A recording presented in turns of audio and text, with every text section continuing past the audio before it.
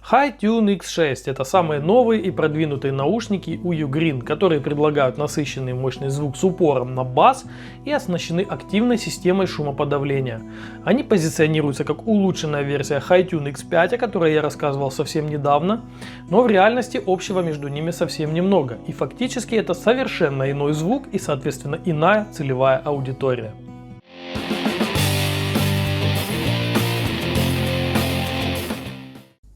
А если обобщить полученные впечатления, то HiTune X6 это решение для бас-хедов, так как баса здесь действительно много. На мой вкус иногда даже больше, чем нужно. Однако интенсивность в каждую из сторон можно откорректировать правильным подбором амбушюр и в результате добиться желаемого результата. Неоспоримым преимуществом также является активная гибридная система шумоподавления, которая в наушниках подобной ценовой категории встречается нечасто. И речь сейчас не о функции шумоподавления во время разговоров, которые оснащены все современные наушники, а именно о шумоподавлении при прослушивании музыки. Включаете ее в самолете, и никакого гула турбин вы больше не слышите. Как и шума кондиционера в офисе, как и гула дорог при прогулке по центру города и так далее. А еще HiTune X6 хороши в автономности. От полного заряда они проработали у меня более 6 часов, а с учетом кейса время работы увеличивается до 26 часов. Если использовать активный шумодав, то время немного уменьшится, но все равно для повседневного использования этого более чем достаточно. Итак, технические характеристики вы можете наблюдать прямо сейчас на экране. По поводу стоимости обратите внимание, что в честь распродажи 11.11 цена будет серьезно снижена, а уже прямо сейчас в магазине можно взять купон на $10, который сделает покупку максимально выгодной. Ну и как уже многие подметили, в Ugreen провели ребрендинг, благодаря чему ее продукция стала выглядеть серьезнее и привлекательнее. И речь не только об упаковке, теперь большее внимание уделяется дизайну продукции, хотя над упаковкой, конечно, тоже поработали. Она приятно выглядит и максимально информативная. То есть на задней стороне мы можем наблюдать технические характеристики. Допустим, между крышкой и внутренней частью коробки есть вставка, где полностью описано управление. Это удобнее, чем искать в инструкции, и всегда на виду. В комплекте с наушниками и кейсом можно также найти пару комплектов сменных амбушюр, которые расположены в предусмотренных для них нишах. Подбор амбушюр в этой модели имеет колоссальное влияние на звучание, поэтому не стоит их игнорировать. Поэкспериментируйте с разными размерами и увидите, результат вас удивит. Чуть позже я расскажу о своем опыте.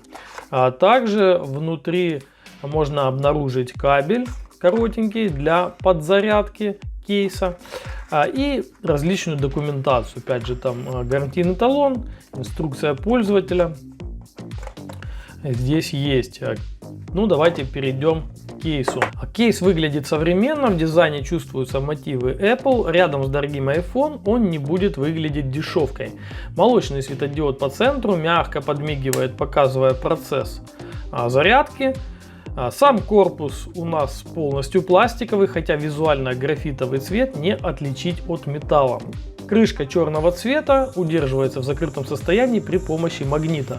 Сборка качественная, зазоры равномерные, при тряске ничего не болтается и не тарахтит, наушники надежно удерживаются магнитами в посадочных местах. Размер кейса типичный для большинства TVS наушников, он легко помещается в кармане джинсов или куртки и не отягощает своим присутствием даже миниатюрную сумочку. На крышке скромный логотип, аккуратный и не вызывающий. Разъем для подзарядки на задней стенке, и это, конечно же, Type-C. Также здесь можно найти кнопку для сброса настроек до заводских, очень полезная вещица, так как изредка из-за помех от беспроводных сетей любые наушники могут получить рассинхронизацию и звучать не в унисон, а с небольшой задержкой друг от друга. Решается это путем сброса настроек до заводских и повторным подключением. Как это сделать? Просто открываете кейс, не вынимая наушников, и зажимаете кнопку на 10 секунд.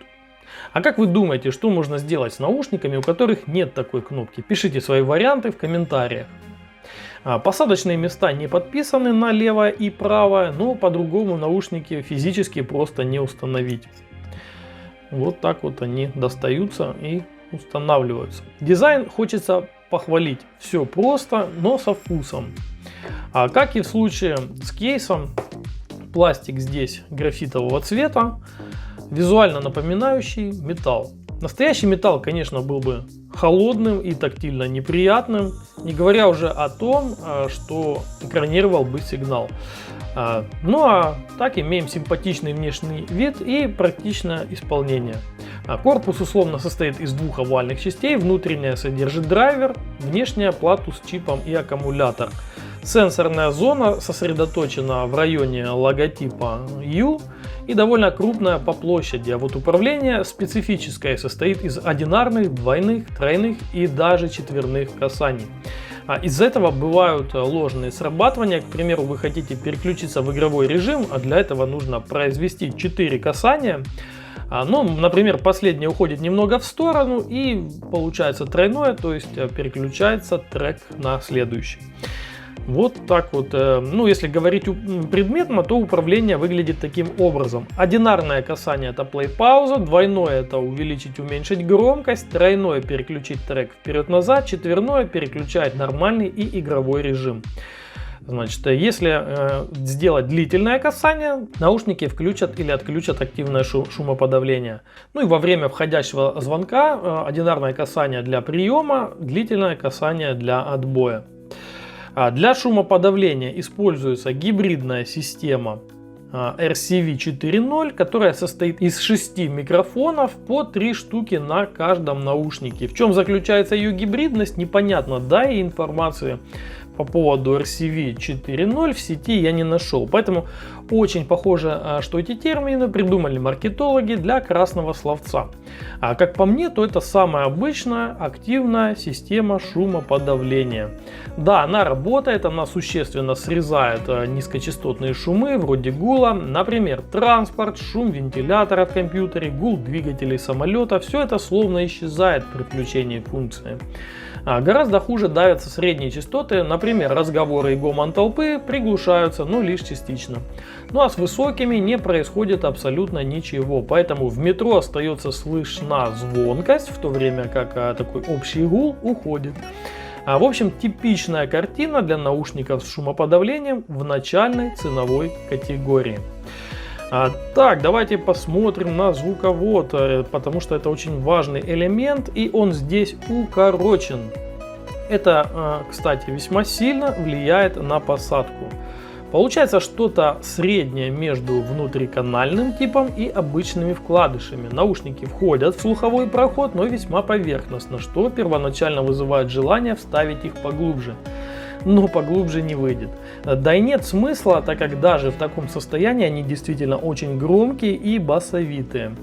В основном, конечно, это благодаря крупному 10-миллиметровому динамическому драйверу. В описании указано, что это прям какой-то супер-пупер динамик, алмазоподобный, карбоновый, но опять же это все чистой воды маркетинг для выделения своей топовой модели из всей линейки. А вот чего не отнять, так это компактной посадки. В ушах HiTune X6 выглядят аккуратно и не привлекают ненужного внимания. Что касается звучания, то здесь стоит рассказать поподробнее. Сперва мне казалось, что они сидят слишком поверхностно, и я выбрал самые крупные насадочки. Посадка стала действительно более плотной, но звук для меня оказался чересчур мощным. Речь идет именно о обилии баса, который появляется во всех композициях, делая звучание плотным и объемным. Я уверен, что найдутся любители такой подачи, которые даже специально стараются ее добиться. Допустим, в автозвуке я постоянно с этим сталкиваюсь. Но я сторонник баланса, и для меня такой сабвуферный гул — это перебор. А через 30 минут прослушивания мои ушки просто устают от низких частот.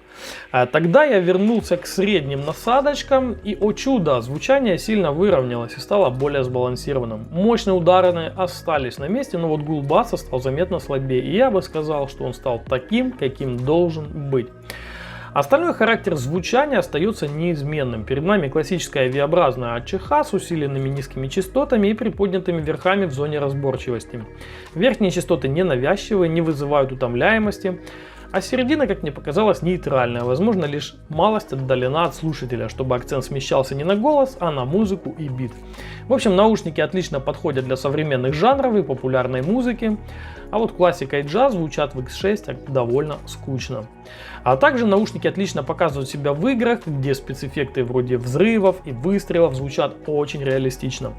Кстати, при переключении в игровой режим характер звучания заметно меняется. Высокие частоты сильно срезаются, в то время как середина и низкие частоты остаются неизменными. Можно это использовать как своего рода эквалайзер. Если не любите высокие частоты, то такое решение вам может понравиться. По кодекам имеем немного странную ситуацию. В более дешевых X5 есть кодек IPTX, в то время как в X6 производитель ограничился лишь SBC и AAC. А по большому счету качества AAC полностью хватает, и я лично какой-то разницы с IPTX не слышу. Детализация хорошая, владельцы айфонов подтвердят. Там этот кодек используется как основной. Но лично, как я понимаю, отсутствие IPTX обусловлено тем, что производитель установил здесь чип не от Qualcomm, а от Realtek. Подробностей о чипе у меня нет, но, видимо, были на то причины. Лично я могу отметить, что наушники обладают просто каким-то невероятным уровнем приема сигнала. Если в характеристиках указано расстояние до 10 метров, то это явно написали просто формально, так как в реальности на открытом пространстве я отходил от смартфона на 50 метров и звук не прерывался. А в закрытом пространстве, именно в квартире, наушники тоже весьма показывают себя уверенно. Сигнал проходит спокойно через две стены и связь не прерывается. На практике означает это то, что в обычных условиях использования наушники не будут заикаться. Для разговоров Xtune можно использовать и даже нужно. Слышимость идеальная в обе стороны, к тому же наушники можно использовать по одному.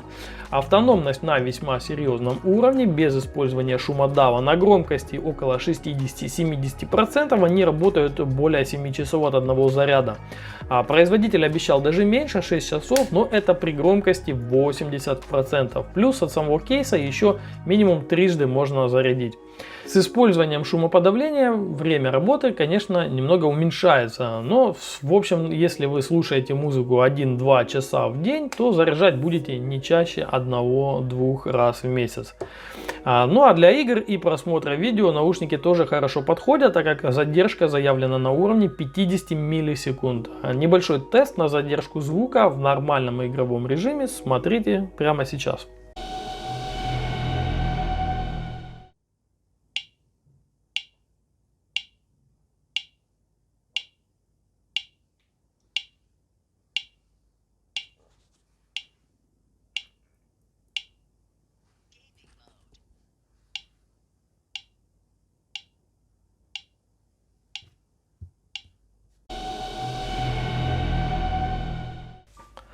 Ну и так как у меня сейчас на руках обе модели, то, конечно же, не могу не сравнить их между собой. Тем более, каждая из них имеет свои сильные и слабые стороны.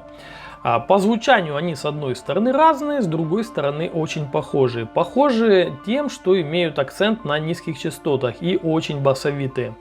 Но в X6 баса заметно больше. И, на мой взгляд, этот вариант подойдет для любителей мощного звука.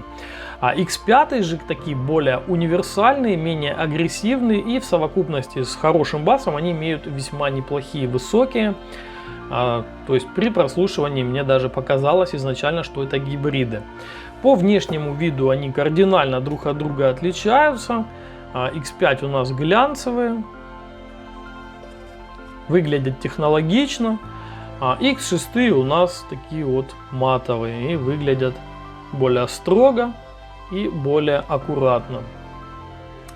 По автономности небольшое преимущество у X5, зато по функциональности у X6 есть мощный козырь в виде активной системы шумоподавления.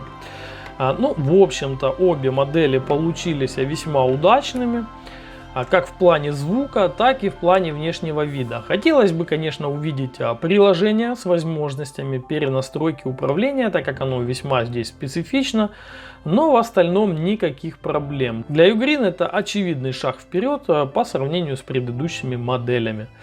Напомню, что обзорчик на X5 я как бы снимал совсем недавно, и ссылочку я оставлю в описании под видео. Ну а цену на X6 вы можете узнать там же. И хочу еще раз напомнить, что в честь распродажи 11.11 цена очень сильно снижена. И прямо сейчас можно взять в магазине купон еще на $10, который сделает покупку максимально выгодной. Собственно, на этом все. Если обзор был вам полезен, ставьте свои лайки, подписывайтесь на мой канал. С вами был Злой. До новых встреч!